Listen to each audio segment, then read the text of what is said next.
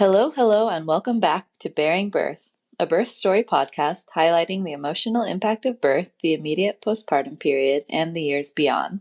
I'm Jordan, a doula specializing in postpartum support. And I'm Sophie, a perinatal mental health therapist. We are joining you in our intro virtually today, but the conversation you'll be hearing in this episode will be in person. Today we are excited to share part 2 of Samantha Lusink's incredible birth stories. In part 1, Samantha shared the relatively smooth and empowering birth story of her first child at a birthing center and her transition into motherhood, as well as her postpartum experience. She also shared the surprise of expecting twins for her second pregnancy and the devastating diagnosis of twin-to-twin transfusion syndrome, or TTTS. In this episode, Samantha takes us through the outcome of her high-risk fetal surgery, the heartbreaking loss of one twin, and the complex emotions of grieving while continuing to carry her surviving baby. Samantha shares how she navigated weekly ultrasounds, shifting her birth plan to a hospital induction, and delivery of her twins. She reflects on her NICU stay, postpartum recovery, and how her philosophy around birth evolved through this experience. Samantha's resilience, honesty, and vulnerability make this episode so incredibly powerful. She offers insights on advocating for your baby, balancing grief with hope, and finding support in the hardest moments. Themes and content warnings for this episode include pregnancy loss, grief, medical trauma, NICU experience, and twin-to-twin transfusion syndrome. We recommend taking care of yourself while listening. We are so incredibly honored that Samantha, first of all, found the podcast on her own, and even more so that she reached out to share her story with others. We really hope this story reaches other people. It was a really special experience. Thank you so much, Samantha, for coming on. Thank you for tuning in, and we hope you enjoy part 2 with Samantha. A doula and a therapist are sitting down to talk about birth. A doula and a therapist are sitting down to talk about birth. So we found out we were having twins, and less than a month later, we were in surgery. Wow. Yeah. And it was an interesting surgery. It was like twilight sleep. So I remember the majority of the surgery, which is really weird. I had never been in a surgery before, so it was terrifying in that aspect of like the bright lights and the scary like operating room and stuff. But the team was so wonderful. Like the doctors were great. The nurses were great. All the people treated us very well, but it was still a scary situation. But I'm happy that I remember it because I could hear them talking to each other, and we had one of the most severe cases they had ever seen. And it was so early You're too. hearing that? Yeah. As they're doing it? Yeah, which actually I'm kind of happy because like I feel then that is sort of not that it needs to be justified, but it's justifying our decision to like go forward with the surgery so quickly, and it was needed basically. Maybe it eliminates some of those what if questions. A little bit. Yeah. They lasered for almost twice as long than they usually do. And they actually had to turn the laser up, which they never do because that risks cutting your placenta and like causing much more damage than you're helping. But is it a laser surgery? Like, I don't know much about laser surgery. Yeah. I'm curious I assume they're able to pinpoint like how deep it goes and everything, but do you have any like incisions or anything, or does it go through? So, honestly. They called it a poke. So they like poked it through my belly, and they poked into baby A's sac because it was bigger. Obviously it had more fluid in. So she had a laser in there with her. Wow. Yeah. Crazy. They actually got pictures of her, which was really, really cool. Like through because they probably have to use a camera in there. Yeah. Wow. So we have those, which is really special. Yeah. So they did the surgery, and going into the surgery, we knew the outcomes were not great. 60%, which is the outcome that we had, was one surviving twin. Really, it's horrible, but with the outcome of a twin passing, you don't know when it's going to happen. It could be the morning after, it could be weeks later, it could be whenever. So that was really scary to think about. But yeah, we lost her that night. Basically, we had to stay in the hospital, and we got an ultrasound the next morning, and she passed. So yeah, it was very difficult. Yeah, probably the worst days of either of our lives. Yeah. Yeah, because at that point we'd already had like 7 ultrasounds, like triple, double more than I'd had my first pregnancy. And like, we felt like we knew them both. We already knew they had personalities, like the differences between them, how much one would move than the other. And they were just very like real and in our world, if that makes sense. Your family already. Yeah. Two beings you've connected with. Yeah. So and we advocated for and made decisions for. Yes. So going into the surgery, actually, we named them already because we knew we didn't want to like save a name for a survivor or, so we picked names for both of them. My living daughter's name is Lyra Lynn. The one who passed's name is Ruby June. We had that name even before our son was born, was Ruby June. My middle name is Ruby. And my great grandma's name was Ruby, and my husband's grandmother's name was June. And we just loved the way that their names go together. Yeah. Your daughter's name is Ruby, correct? Yeah. I feel like I've heard you say that on the podcast before. Yeah. So I have like chills all over my body thinking about that. Just makes it so real for me and my body to hear that. Yeah. What was going on in your body? Yeah. Do you feel like it sounded like that was a good decision to Yes. go into the surgery that way? Do you feel like it was helpful, albeit like minimally, for grieving that loss, like giving her a name? Right. Yeah, definitely. Yeah, it made her more of a person to us, like to give her a name. And beforehand as well, like it's hard to choose because you don't know what your outcome is going to be.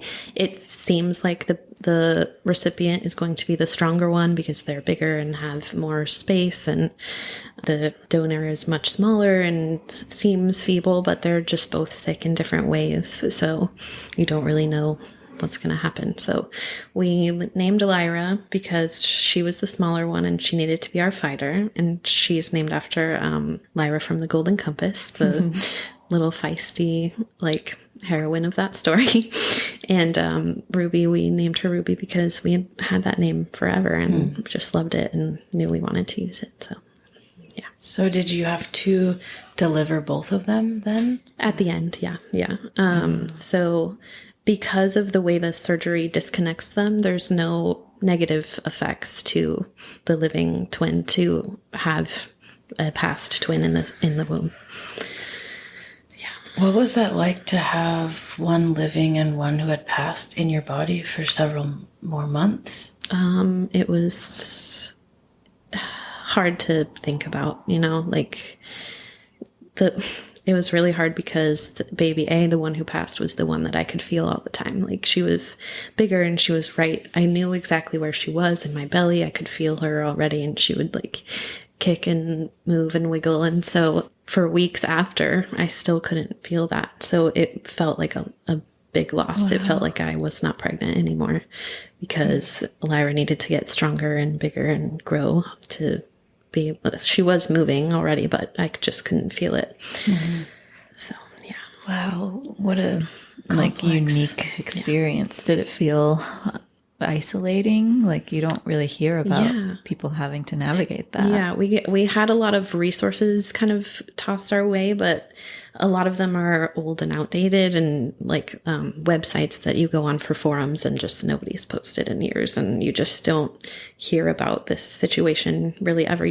I feel like I've heard about pregnancy loss often, but not this very incredibly specific situation of like pregnancy loss and still being pregnant. And like carrying along that loss with you through your pregnancy. That's it's intense. Total mind crazy. Yeah, mind. How did you survive? Did you have therapy that you were going to? Now I do. In the midst of it, you're so busy because like we would then for the rest of our pregnancy had weekly ultrasounds, which was crazy to me. Wow. We were very like I said, in the first pregnancy, like everything was perfect and magical, and we only had a growth scan. That was it. We only had one ultrasound, like the whole pregnancy. And I actually added it up. By the end of our pregnancy, we had about 32 ultrasounds. Wow. Yeah. So I don't know what, I know there's science about affecting pregnancies and such, but So it It, had to it be needed done. to happen. Yeah. So it continued to be Exactly. all-consuming. Yeah, they have to get very specific measurements on the blood flow and such to just make sure everything's going super well. The heart and the blood flow is really like the biggest issue in this situation, because then also baby B had growth restriction as well. Her cord was at like the side of my placenta in like a weird part of it, and she potentially had a smaller placenta share as well. So yeah, we'll get to how she ended up, but she had growth restriction as well, and they just really needed to keep an eye on every little detail. It got to the point where I could tell when they would miss stuff, and I would be like, "Oh, don't forget this measurement." wow. And often as well, they have to change in the chart 2 fetuses, and every single time without fail, they would forget, and they'd have to come back in and go in the chart and put it back. And so I just started reminding them right away of like, "Hey, don't forget, change it to 2 fetuses because this is a 2 fetus pregnancy." I imagine having to get checked so often, it's hard not to like try to protect yourself from feelings about outcomes continually. Yeah. Did it, the farther along you got, were you able to get more comfortable with things going in a better direction? Yeah, we had like benchmarks is what our doctors called them. It's like, we'll get to these weeks and decide our plan from there. And then if you go farther, we'll decide our plan from there. And it was definitely like I feel like I was constantly freaked out the whole time. And I'm not a stressed out person, so that was a very trippy thing to have to deal with. I feel like I don't have coping mechanisms for that because I've just never been a stressed out person. So it was a very intense situation. And so I feel like just support is what we were living off of. We were supporting each other emotionally, and we had my parents right there, and my in-laws came to town like a month after everything happened and stayed with us for a couple of weeks. And yeah, it was support is what got us through. We had people, I grew up in a church, and they have church locations across the globe basically. And we had people praying for us halfway across the country that we hadn't ever even met. So that was really like special to feel thought of and cared for. Yeah. Held. Yeah. How did you talk to your toddler about what was going on for you? Yeah, that was really interesting because he's, like I said, he's always been very cognizant of everything going around. He's very smart, very observant, and we had already told him that Mama was growing 2 babies. So having the next conversation was hard to think about. But what I told him, I can't remember where I got this inspiration from, but basically what I told him was 1 baby can't grow anymore. So there's only 1 now that's going to be born. Basically, that's pretty much what I said. I'm just trying to keep it simple, but true. Yeah. I never wanted to lie to him, but Yeah. That's hard. Yeah. It's another thing to navigate in all of this. Yeah. So much grief and pain. yeah. And I imagine your toddler, with toddlers taking in news like that, they're kind of like, okay. Yeah, right. And so it's like harder for the adult or the parent explaining something because of the perception. Yeah. That still doesn't change Right, how yeah. hard it is to tell them. Yeah. And I they didn't still want process him it in their own way. Yeah. I didn't want him to be weighed down by it, but I also wanted him to be know what's cognizant going as on. well of know what's going on. I feel like a lot of parents, especially older generations, just hide all their problems from their kids because they want to protect them. But kids can tell when things are not normal or the average day. He definitely got used to going over to Grandma and Grandpa's quite a lot, Nona and Papa's, and like just hanging out with them a lot. I think him being with them was so great for him. We didn't have to drag him along to all of our appointments and doctors and have him be bored and sitting in the corner. So That's so good. yeah, it was a great blessing. I'm curious, do you know, it's okay if you don't, but I wonder like how long that the surgery you had has existed. Good question. I feel like my husband asked that question at some point, but I don't remember the answer. Yeah, it's just like that's such a good example of like, we've come so far. Are we going to hear the train? Yeah, probably, but it's okay. Okay, cool. Yeah. It's just part of the ambiance. Yes, yeah. It's just a good example of how far we've come. Yeah. Like, especially, you know, holding like your non-hospital birth and then like having the resources you needed for this birth too. Like, it's the good sides of both. Yeah. Which is really... It's quite the dichotomy, but yeah. I don't like that this happened to you, Yes. but I'm grateful for this story because it highlights how important having the hospital medical system is. Because it's literally life-saving. Yes, exactly. Yeah. And it was so against like every instinct in my body with all of the research that I had done and the previous experience I'd had. But yeah, just, I think that was a big hurdle for me as well, of just like accepting that this is the situation that we're in. And like something that really helped was the team at OHSU, our two main doctors. We had the head of the perinatal team and then the fetal surgeon. And actually, to kind of answer the question of how long, the fetal surgeon learned from the person who created the surgery. I believe. I think that gives insight. Right. Yeah, totally. If I'm remembering correctly. I feel like if it was something that was done all the time, that wouldn't. Yes. That would be less likely to be the case. Yeah, exactly. So anyways, we really kind of connected with them and were able to talk about my previous birth. They were very interested in it and loved the story and like talked about hospital politics and how ridiculous it is and like the fact that you're treated like a number and not a person. And we like kind of connected on that because they were able to speak a little freely with me. So that made me feel very comfortable and like they were on my team without being like weird doctors, you know? Yeah. So you're able to still make those connections that you made with your first birth, but just with very different people. Yes, exactly.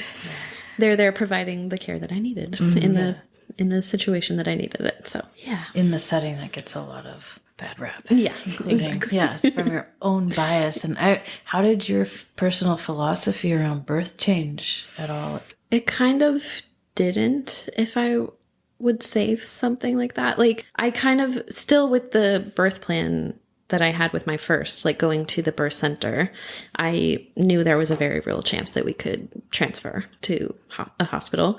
And I feel like the fact that Alma had such a good connection with the hospitals near them made me very comfortable. And like, I wasn't scared of transfer necessarily. I didn't want to start there because I didn't feel like I had any reason to start there. But if that were to need to happen, then I would be okay with it. I would feel at peace with it. And so that's kind of what I brought into this as well, of like, this is really sucky and that I'm grieving the birth experience that I had before, grieving that I can't replicate that. I always wanted to go back to Alma for my second. I was very excited. It was again, one of the first people that I contacted. I just got in my little like dashboard and messaged and just like, so just grieving that while also still being accepting that the change that I made was I immediately started in interviewing doulas immediately. So yeah, that's how that changed for me. How did that process go? Good. Yeah. I wish I would have interviewed some more, but we found one that we connected with and that was great. We hired her pretty early for like 20 weeks, just like immediately needed stuff. And so a lot of the support that we got right away was education. And I feel like it was a refresher, which was good because there was some like positions and she was breech for quite a while in our birth. So my doula coaching me kind of how to sit in my day-to-day life and sleep properly. And the positions I feel like eventually ended up with her flipping at 34 weeks. Oh, that's great. Which was very late. in our situation. Another thing that changed was we planned on an induction because of the growth restriction and just everything. We were kind of like, we want to stop beating odds. We're done with this. We're just going to do what the doctors recommend. I think that's really going back to that question of like, how did my philosophy change is I just let a lot of stuff go. I was at peace with trusting the doctors and I was okay with that. And that's something that I probably wouldn't have in the first place of just like, everything's going right. Why do I need a doctor to tell me what to do? I'm not sick, basically. But and that comes with finding people you trust. Yeah. Yeah. It's a lot of energy to fight. Yeah. For sure. Yeah, definitely. Didn't need to fight anymore. I was done. Let the doctors take on some of the fight for you. The doctors that I very specifically trusted. So, yeah. one thing that I would really love to share is the words that really stick out to me that somebody told me after our twin passing. Like, a lot of people are very like, I don't know what to say. And I would feel that way as well. But a friend of mine basically told me, she said, I'm so proud of you for advocating for your babies and for choosing what to do is best for your family. And that really, it still makes me tear up. It's just to hear that somebody is proud of you for making the best decisions that you can. It's like, it still stands out to me. Yeah. It could be really helpful for people who don't know how to navigate those conversations to hear what is helpful. Right. So thank you for sharing that. Yeah, of course. Yeah. She said before of like, I don't really know what to say, but, and I feel like I would feel that way too. If like, this is such a unique and particular situation to you, but those words really stuck with me and still do. I think it takes courage to try and say something. Yeah, definitely. What was the birth like? What was the labor like? Yeah, so that's like a whole different thing. So we decided to, OHSU actually took over Tuolity Hospital in Hillsborough, which is like 5 minutes away from us, which was fantastic. We didn't have to drive all the way to the hill. We did some tours of the NICUs because she was growth restricted and we knew we probably were going to have a NICU stay. We were pretty prepared for that. We did a tour of the NICU at the Portland one and then a tour of the NICU at the Hillsborough one. And we definitely wanted the Hillsborough one. The Portland one is very overwhelming. All shared rooms, like 4 pods at least to a big room. Just a very like down and depressing environment, which obviously, of course, I don't know, it was just very depressing. It was very depressing to go through there and walk through there. And then at the Hillsborough one, you have your own private room and your own space and like places to stay. Like you're actually allowed, quote unquote, to stay with your child and sleep with your child. Which should be the norm. Exactly. Whereas at the Portland one, they have like a recliner chair and you're quote unquote not supposed to spend the night there. So I'm sure everyone does. But yeah. How could you? Exactly. How could you not? At least sometimes. Yeah. So we planned to induce at 37 weeks because that was the thing that my doctor said. I'm sure there were reasons he told me, but I don't remember right now. So we got on the schedule. My in-laws actually came into town like 2 weeks before that was scheduled, and they come down in a camper and park in our driveway, which is so nice. For me, it was a little nerve-wracking in that sense because they were going to stay till after the baby was born, and I really like my space. And I like to have our own like family unit in our house, but they were very respectful of our space. And I don't think I cooked a meal for like a whole month or did a dish. So that was magical. Oh, it was good. It was so great. So helpful. We did the whole like call dance of like, oh, we're super busy. Don't come in until late. But we expected to go in early in the morning because we didn't know how that goes. And so we got there and they took our Bishop score. Is that what that is? They do the measurements and whatever else they do. I forget. And I was kind of in the middle of like a 6 or 7. So we decided to start some misoprostol. And another thing that was different this time was like, I just didn't do any research really on meds. I knew I didn't want Pitocin, but I mean, I had accepted that that's probably where it would end up just because inductions are inductions. And kind of my birth plan, I wrote a little paragraph at the beginning of it of like, I know that this is inherently a medical intervention being induced. However, I would really appreciate it if we could try to let my body take over at some point, like do our best to have a less is more approach to things. And they really respected that. So we started with half a dose of miso at 9. And I immediately... Are you saying miso because we say that on here? No, I think... yeah, the miso soup. That's how I remember it. Yeah, yes, you did. I said that a couple of podcasts ago, because I don't know how to say it. Misopros. Yeah, that's how I remember what it is. Because I keep thinking Cytotec for some reason. And I'm like, no.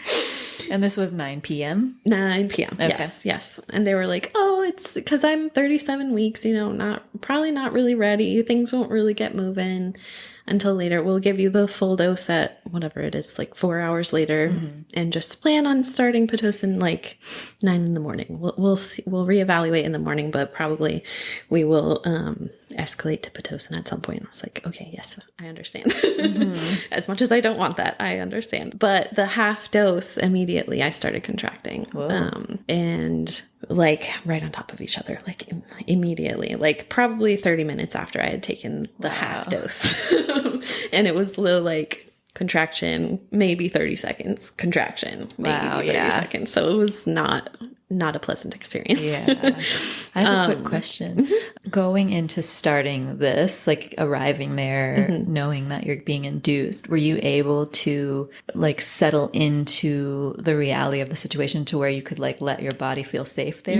Yes, for sure. And I had been given the clear to do like nipple stimulation early too. Like you're not quote unquote supposed to do it at 36 because that's just a little too early, but we knew I was being induced. So right at 36, I was like trying to get colostrum out, and that was definitely, I could feel it working. Definitely kicked in my Braxton Hicks right away. And yeah, just kind of accepting the situation and being okay with it. It was kind of weird to go into a hospital that we hadn't really ever been to before. We went and like toured, but we didn't have any appointments there.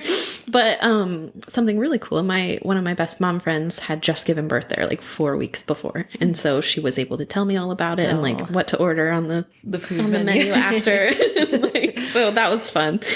And so, yeah, that's kind of how I went into it, of just acceptance. And I wrote up I felt comfortable with my birth preferences of like that little paragraph I talked about. And then also a big bullet point on there was, I am bringing snacks and you can't make me not eat. Like, it's too bad. Like, I will be eating unless it is specifically medically not advised. Like, I will be eating. I didn't want a hep block, but I knew we were probably going to Pitocin. So I was just like, yeah, sure, do it, whatever. So yeah. Very intense contractions. Not much of a break. Right. Really quickly. And then they kind of wore off at the 4-ish hour mark, and they gave me the full dose again. So this whole time, me and the nurses were both like on the same page of like, this isn't quote unquote real labor. Like, this is the medicine forcing my body to do this basically. And when the medicine wears off, then my labor will stop. And we were like on that same wavelength, same page. So we got to the full dose at like 1 in the morning, and I took that, and it ramped up even more. How that's even possible. It was like closer together, even harder contractions. And again, with the whole having to pee all the time, every single time. And I was, of course, like tied up to the monitors too. And like, she kept wiggling away from the monitors. She was pretty high, so she was still like moving all over the place. So every once in a while, the nurse would come in and like readjust it. And this is all in the middle of the night, of course. So I'm like exhausted, and my husband's exhausted, but also I'm telling myself this isn't real labor. So we're not getting a hold of our doula. I mean, we're keeping her like apprised of the situation, obviously, but we're not like, hey, come help. Which she was like, just cuddle up with a peanut ball and let your body do its thing. And that was good advice, obviously, but I wish I would have called her much sooner because I was not coping. I was tied to a hospital bed basically, and just not moving, not doing any of my coping mechanisms, just like, because I was telling myself this is not real labor, which it shouldn't have mattered. It's still contractions that you're feeling and you should still cope with it. So at like 3:30, we finally got a hold of my doula. I was like, this might slow down, but I need help. So we told her to come. And then the Lyra had moved off of the monitors again. So a nurse came in to readjust her. And while she had disconnected me, I was like, okay, I have to go to the bathroom. Let's run to the bathroom right now because I don't want to have a contraction between the bed and the bathroom. So my husband like drugged me to the bathroom and I sat down on the toilet, and immediately my water broke. And I felt her head already on my cervix. And I started freaking out because I was like, this isn't real labor. I'm not actually having a baby right now. No way. And so I was like freaking out, screaming, like, my water just broke. Oh my God, I'm pushing. And the nurse, of course, came running and she's like, no, you're not. You're not pushing. It's okay. There's no way. And she checked me and she's like, I can't feel a head. That you're not going to have a baby in the bathroom. It's okay. You're not pushing. And I was like, yes, I am. And so my body pushed once. And so she screamed out the hall, baby, baby, baby. Oh my gosh. And people came flooding into my room, but I couldn't tell because I was in the bathroom. So it still felt very private. There was like 2 other nurses that came in, and my body pushed one more time and she checked again. She's like, okay, you are having a baby right now. All right. Because she could feel the head. I was like hyperventilating at this point, like totally freaked out because I did not expect this to happen. And so you were just running to the bathroom. Yeah, exactly. I was like, oh, this is a good like pausing point because I'm unhooked right now. But my nurse like got my eyesight and was like, you are not having a baby on the toilet. You need to move your body. It's okay. You're all right. Like, you got to calm down. So she calmed me down and I made a deal with her. I was like, okay, if I feel the need to push again, I'll move, but not before then. So I felt one coming and I like leaned forward and she came shooting right out. So wow, literally like 3 pushes in 2 minutes and surprise. Wow. Oh my baby. gosh. Wow. On the toilet. Pretty much, yeah. She didn't land in the toilet, thankfully, but But that position that you're in, like you're, yep, yeah. And I had been like side laying with a peanut ball for hours at this point, so she had just moved on down there and was ready to come out. Yeah. Yeah. And so everyone, of course, was freaking out. Everyone was frantic because no one had like read any of my birth plan or anything except the nurse that was with me. And then finally the midwife came in and just took charge. She was like, calmed everyone down. She's like, everyone's literally, I saw clamps like go in front of my face. And the midwife was like, she wants delayed cord clamping. You need to stop.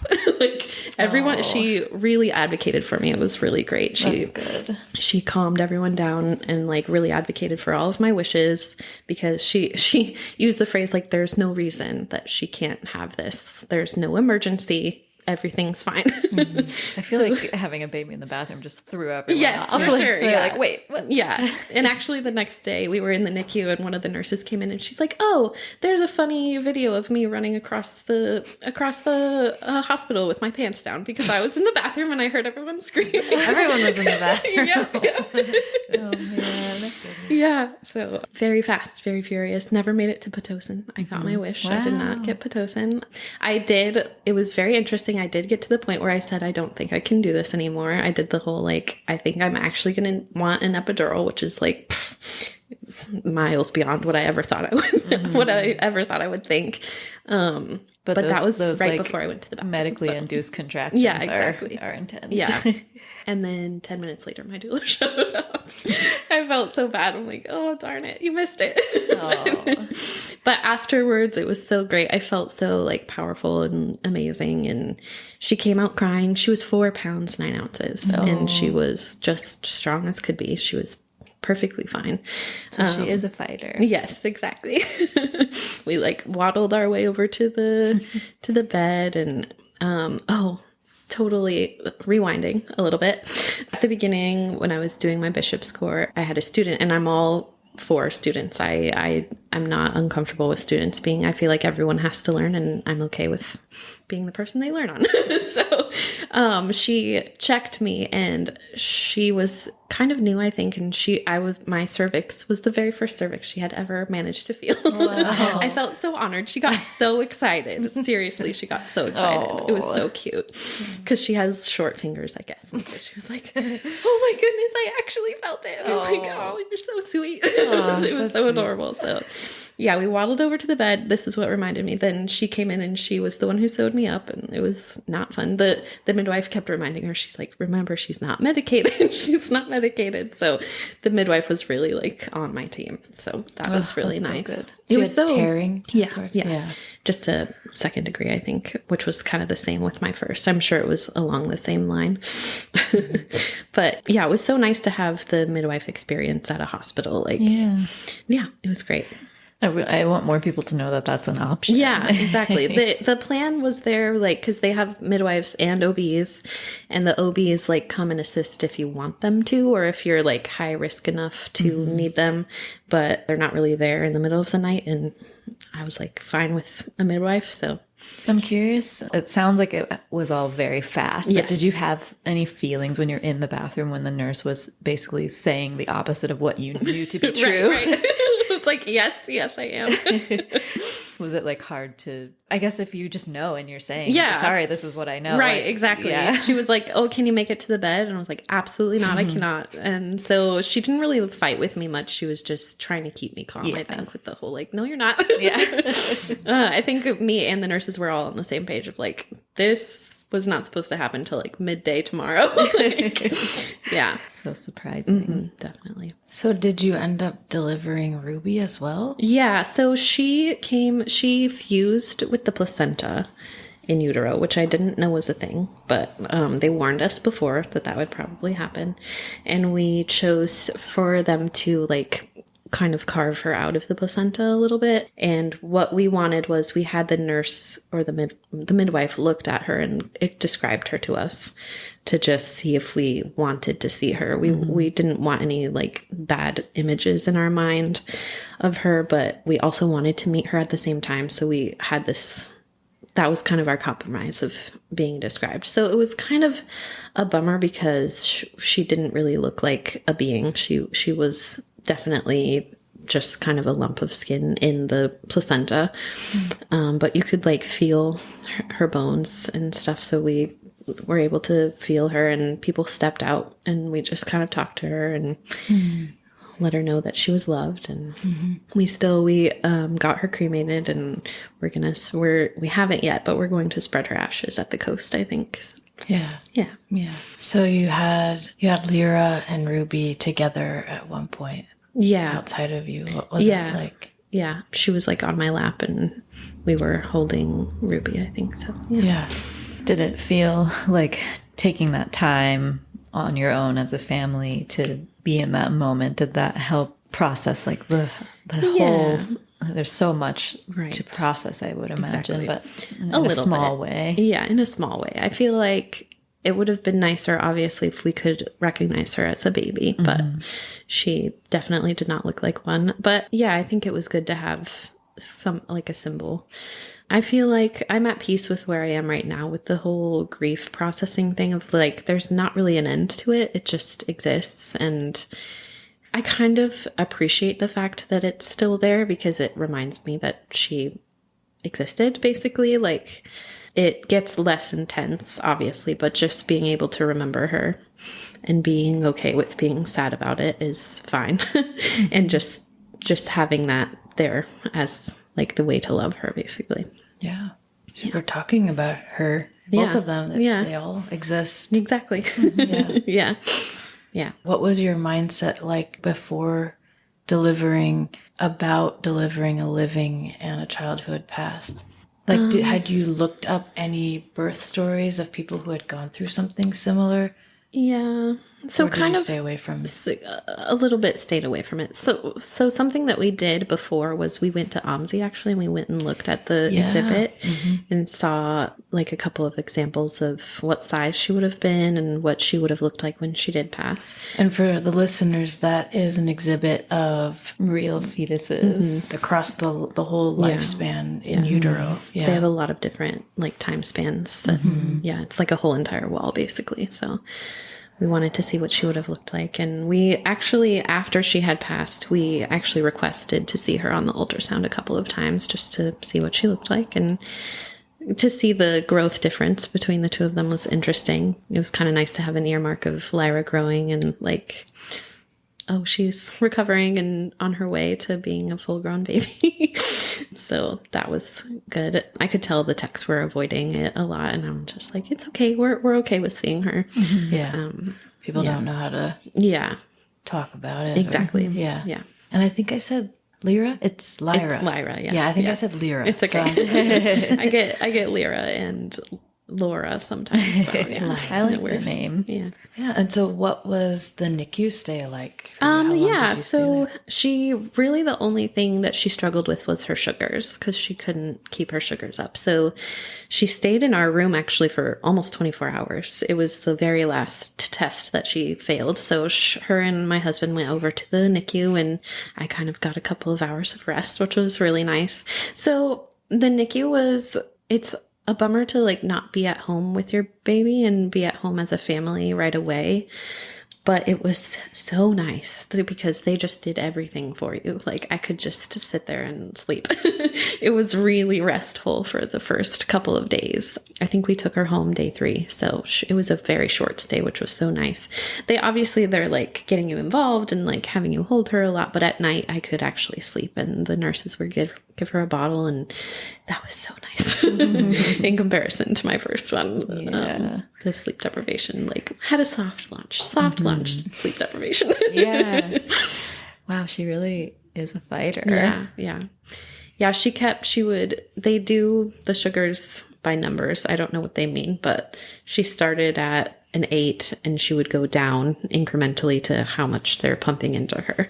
Yeah, she made it on day 3, which was so nice. We expected longer, so. When you first went home, was your son there with you? Yeah. So he actually was right at the end of the hospital restrictions. He actually was able to come meet her in the hospital, which was so nice. What was that like? It was cool. He was very interested in the machines. Like not so much the fact that he had a sister, but he called one of her monitors like a candy monitor because it had like colorful lights on it or something. He's like, what's she doing with the candy up there? So, I don't know. But he's always been a little bit standoffish of her. Like even still now, he kind of just ignored her for the longest time. But I think it's better than at least he's not upset about her. But but like trying to integrate them as siblings has been interesting. The more that she's growing, the more he's getting interested in her, which is nice. It's a big change. Yeah, it really is. What was it like being at home with your family? So nice, so peaceful. We came home and all the grandparents were there too. So we came home and just had everyone around us for a little bit. And then the grandparents stepped away and just kind of let us be. And it was so peaceful and just nice to be a family. Was it a different feeling getting on the other side of this birth compared to your first? Yeah, in some ways it was easier and in some ways it was more complicated. Just, I feel like coming off of the stress of the pregnancy was just a lot. Like just getting out of that mode of being stressed all the time. I already had a lactation consultant lined up, thankfully, because I knew that was still going to be an issue. So supposedly during the last 3 weeks of gestation is when they develop all of the suck, swallow, breathe, like instincts in their brain. So she already was behind on that train. We delivered at 37 weeks, almost exactly to the day. And so she hadn't had that cooking time, quote unquote, to like get that developed. So right away she was really strong with bottles and we would try with nursing every once in a while. And we couldn't let her try for too long or she would burn calories. So we had lactation consultants at Kaiser that we were working with. And then I also paid for a private one to come to the house just because I think being in your home with a lactation consultant is far beyond what you can do at a doctor's office. They set you up with all these like pillows and sheets that you're not used to and you're just not comfortable and you have to time it all perfectly. And but the people at your home can just come when you need them. And the both of them, we got to exclusively nursing at 4 months. Oh, great. So, yeah. I'm just curious. I assume that like for a baby who hasn't built up those like instincts yet, the bottle works because the milk, like when you're nursing, they have to work before the milk appears. And yes. And supposedly girls are super strong eaters anyways. So she just took to the bottle right away, according to the NICU nurse. Interesting. Yeah. So that was good. She just started gaining right away, and we were on a supplementation plan as well, which was something I didn't want either, but also it got us home. So I was like, whatever gets us home, I don't really care. We were able to wean off of that with a nutritionist support after like 2 months, I think. My pediatrician was like, oh, usually you wean off at 4 months. And I'm like, what? That's so long. Yeah. So we got off of the supplementation and kept on bottles for a little bit and just kept trying. Basically got a lot of body work for her, and she has a lot of tension on one side, so the body work helped a lot. So yeah. Was the supplementation formula? Yeah. Yeah. So expensive, and she's also lactose intolerant, so that was a big problem right away. Just getting off of that, and me getting off of dairy too, thankfully helped so much. She was very uncomfortable in the first couple of months. So 4 months, things sort of balanced out a little bit. Yeah. What were those first 4 months like with your toddler? A lot of TV. Yeah. A lot of just surviving, basically. Yeah. So, yeah. A lot of, definitely the ramping up of needing mama's attention was a big deal. But also kind of a blessing with the bottles is I had the opportunity to step away. Like I could go and have alone time with my toddler, which was really nice. Yeah. And again, also with the bottles of like, I could sleep a little bit more. I could have more help, more support. So it was a two-edged, like it was good and bad for different reasons. Kind of the same with the NICU of like, I want to be home, but also I'm getting all of this support. Mm-hmm. Was it kind of weird for you to have the situation where it's like, theoretically you don't want this thing, but then practically it's, wow, this is supported. Nice. Yeah, exactly. Yeah. I had done a lot of research like years ago, of course, before about like formula and supplementation and like things that the doctors tell you that probably aren't actually true. But also if you're in our situation was different with the growth restriction. And I had also listened to a podcast of a mom with a NICU stay much longer than ours. She delivered at like 26 weeks or something like that. Basically, her sentiment was whatever gets you home is the thing that you want to do. Like, that's how she felt for her situation. And I really resonated with that. I just wanted to be at home. So whatever they were giving us. And we were able to use donor milk in the NICU as well, which was so great. And yeah. Are there any other long-term effects that you needed to keep an eye out for? Yeah. So kind of a weird one. She was born with symmetrical scars on her legs that no one can figure out what they are. It's on the outside of both of her thighs and on her like forelegs as well. I don't know what you would call like calves. Laser surgery? So that's the theory. However, they didn't even go into her sac. They went into the other sac. And my surgeon went back and like meticulously went through the footage, and they didn't get anywhere near her. So wow, interesting. We have no idea. They when she was born, they were like red and looked kind of like wounds that had healed in a moist environment. Obviously they were like still a little bit open, but healed over at the same time. And then they faded to scars, and the diagnosis is I don't remember what it's called, but it's something where your skin stops growing for a period of time in utero and starts again. But it doesn't I never talk this much. It's okay. It doesn't, that diagnosis just doesn't make any sense. So we're all kind of just shrugging. It's a mystery. Exactly. Keeping an eye on it. What are you doing in there? Yeah, exactly. Yeah. We kind of view it as a little like love mark from our sister. Yeah. They're very visible, and I kind of think they look cool. We'll see how she feels about them when she gets bigger. Basically the consensus right now is just keep an eye on if she's missing milestones, then we'll decide on if there's something to be done, but they're just marks right now. We don't know why, but I think the weirdest part about it is they're symmetrical. We don't know. Yeah. It's very odd. Peculiar. Yeah. What an interesting story. I wonder like what she'll feel about the fact that like she gave some of herself to the sister. Yeah, it's going to be interesting trying to tell her the story. And like, we're definitely going to. I don't know how yet. We haven't gotten there at all. A lot of steps. Yes, exactly. But we'll see. Such a unique part of all of your story that, you know, it's like very rare to also have to tell that to your child. Yeah. Do you have any scars from the laser surgery? I think so. I haven't looked in a while, but I think I just have a little tiny circle. They kind of described it as like poking a straw in your belly. So I don't know. It's just a tiny little mark. Something that was definitely different between the pregnancies too was with my son.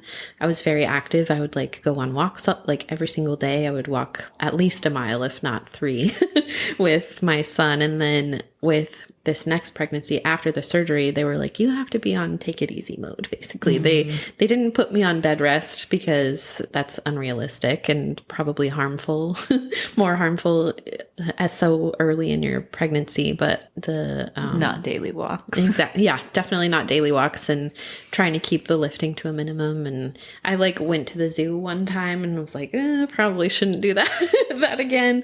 Just needing a lot more help and support physically was very weird to me. Yeah, it was just very odd to have to be in that mode. Was it hard to ask for help? A little bit, yeah. I felt it's easy for me to ask for like help and support after something big like birth or something like that. But when I'm just getting by day to day in a pregnancy, it was definitely weird to have to switch my brain in that way of like, I can't lift my groceries. I can't walk a mile and a half. I can't do this. So I feel like I can, but I cannot. Yeah. We've come a long way. Yeah. Like, what a whirlwind 4 years. Yes. Yay, therapy. Yeah. Yeah. So did you end up seeking out a therapist? Yeah, I did. I started going at the beginning of this year, actually. Kaiser is weird because I get frustrated with the insurance system in particular of like not letting you have your own agency and who you pick to be your care provider. But thankfully they have this little like self-referral list that I was able to go through and find a therapist, and I really like her, and we touched on the grief, but we've really been talking about a lot of other things, which has been nice. I think where I am with the grief right now, like I said before, of like I'm just fine with where it is. I'm fine that it exists. I'm happy that it exists because it makes me remember her. Yeah. Yeah. It's mirrors the love that you have. Yeah. I think definitely the coming up with coping mechanisms for stress is important though, because I just had never had anything that intense before. So yeah. Yeah. What an incredible journey you've been on from the start to now. Is there anything that you want to remember about this time in your life? Oh, that's a good question. Probably the support system is how incredibly important it is to have friends and family, and like that's what I wrote down as my answer to the whole like, what advice would you give? Like gather your support system, whatever that looks like for you. For me, it's my parents living close and getting close friends with children the same age. We found them through like libraries, like story times and stuff, was so nice. And we have like one central friend that gathers all the other friends and just like intentionally getting closer to those people has been very helpful. Yeah. Yeah. This is kind of a tangential go for question, but have you noticed your friendships with people who don't have kids change, or what have you noticed about friendship as you become a parent and mother? That it's definitely difficult. I think just being an adult, it's hard, like making friends. But then also definitely I would say my best friend is childless and will always be childless, probably is my guess. And it's just, you just really have to be intentional. Like I knew parenthood was all consuming. I knew that, you know that, but you just don't understand it until you're in it. Like it's different to know something and to experience something, you know, like being intentional with your friendships is very important. Yeah. I've had to revisit that a couple of times, and thankfully we're both on the same page of like, it's okay. We both suck at reaching out to each other, and it's fine. We'll just pick up from where we left off before. It's nice to have friends like that. Yes, definitely. Seems like a lot of themes of letting things just be how they are. Yeah, for sure.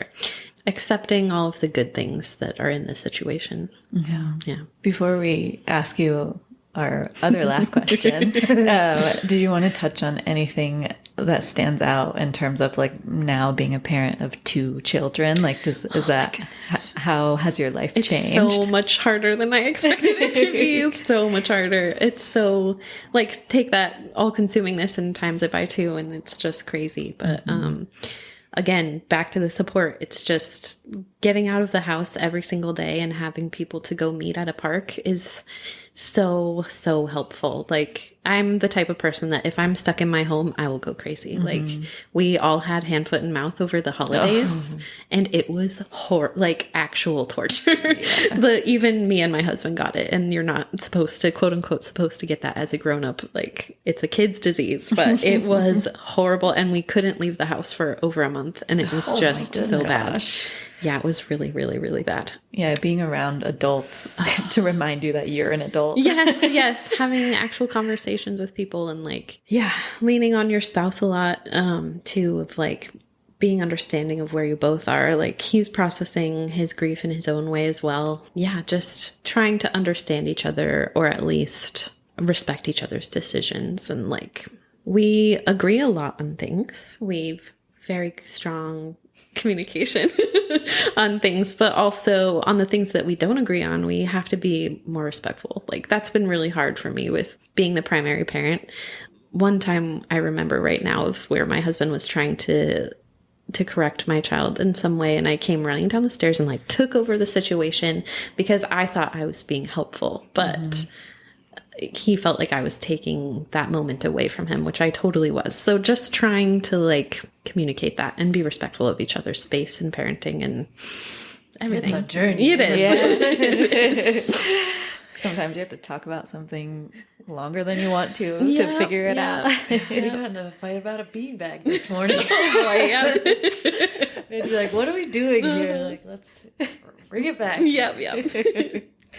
Anyways, the last question that we ask everyone is, what's something that makes you laugh about either your birth experiences or being a parent? I think particularly my birth experience is how crazy different they both were and how fast my daughter came. And like, we were in the bathroom and almost it was a toilet baby. Oh my goodness. And everyone was freaking out. And I think that's funny now because I was pretty like, in the moment I was freaking out, but I was also calm, like knowing that I had it. Like I was good. I'm good. I got this, like you could tell what was going on. Yeah, with your exactly. body. I was still very in tune with the situation as much as I was terrified. And then also the things my son says, oh my goodness, he's in that like toddler phase. He's so smart, and just things that he says to me just makes me crack up. Sounds like a little adult sometimes. Do they play together? Yeah, she's getting a little more mobile, and like that I'm starting already of like being very mindful of how you don't rip things out of your sister's hand. I know she can't tell you no, and she probably doesn't even care, but like be kind, Yeah. So the more mobile she gets, the more interactive they get, and she adores him. She just absolutely adores him. So Yeah. It's very cute. Thank you so much for sharing. What a whirlwind of a story. Yeah, thank you for letting me share all of that. I feel like I should have given you guys a trigger warning too, but No, I really appreciated being surprised by someone's story. I feel like I was really able to, I was like very in it. Like I was visualizing, felt probably like 0.05% of like the experiences that you were experiencing in the moment. And I think it's so important to talk about these things that are so rare, because if there's someone out there that this happens to and they're seeking stories to feel less isolated, then you're giving them a gift. Yeah. There were other patients at OHSU while we were there that had the same issue. And I'm just like, you don't know anything about this. You never hear anything about it. So yeah. Were you able to build some community with other people? Not really. I tried with the resources that they gave us, but they need to update them because they are just not with it. Like old dead forums that no one's posting on, which is kind of depressing, but just gathering my close friends closer. Yeah. Thank you so much, Sam. Of course. Yeah.